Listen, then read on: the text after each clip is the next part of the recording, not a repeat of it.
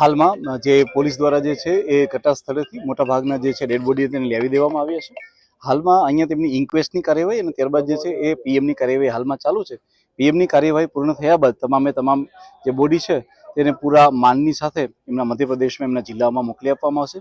ત્યાંના જિલ્લાના કલેક્ટર અને એસપી સાથે પ્રોપર લાઇઝનિંગ કરી અને પોલીસની ગાડીની સાથે તમામ માનની સાથે એ તમામને બોડીને ત્યાં મોકલી દેવામાં આવશે.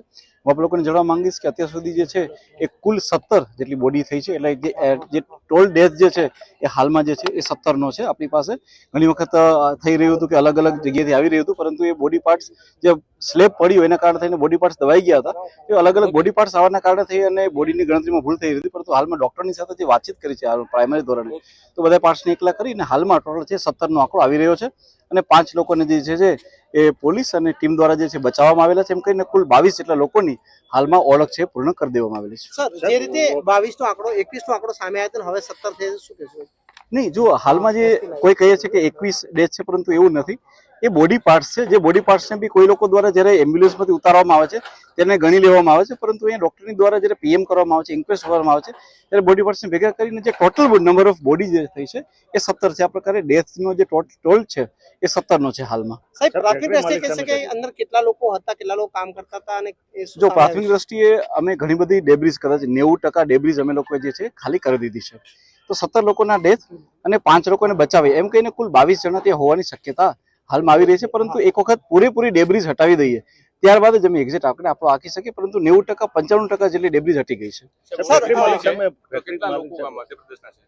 બધા જ લોકો જે છે મધ્યપ્રદેશ. સર, જે રીતે આરોપી અત્યાર સુધીમાં કેટલા પકડાયા છે અને આરોપી કોણ છે સાહેબ આમાં?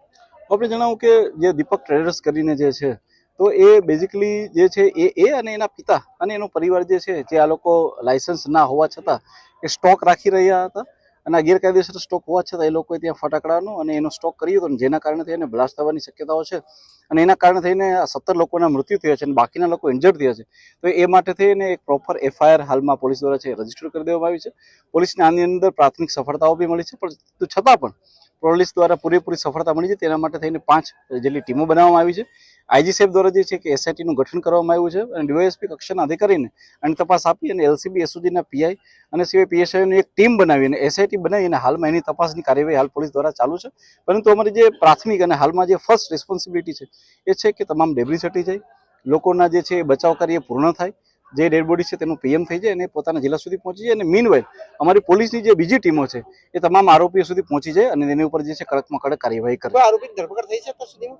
એ અમે આપને જે છે એ આખી વિગત આપીશું. પોલીસ દ્વારા છે કેટલાક લોકોને રાઉન્ડ અપ કરી અને તેમની પૂછપરછ હાલમાં કરાઈ રહી છે. જ્યારે એમને અરેસ્ટ કરીશું ત્યારે અમે આપની પૂરી વિગત બી જણાવી દઈશું. જે મોત થયું સ્થાનિકમાં કેટલા લોકો છે હાલમાં? હું ફરીથી પાછું કહું છું કે આમાં જે તમામ લોકો જે છે એ મધ્યપ્રદેશના રહેવાસી છે અને તમામ જે એ જિલ્લાના છે અને એ તમામ લોકો ગુજરાતમાં આમાંથી કોઈ નથી. સર, એક બાબરનો વ્યક્તિ છે જેની ડેડ બોડી એ હાલમાં મારા ધ્યાનમાં ઓફિશિયલી નથી આવેલું. જો આવશે તો આપ લોકોને ચોક્કસ જણાવી દઈશ.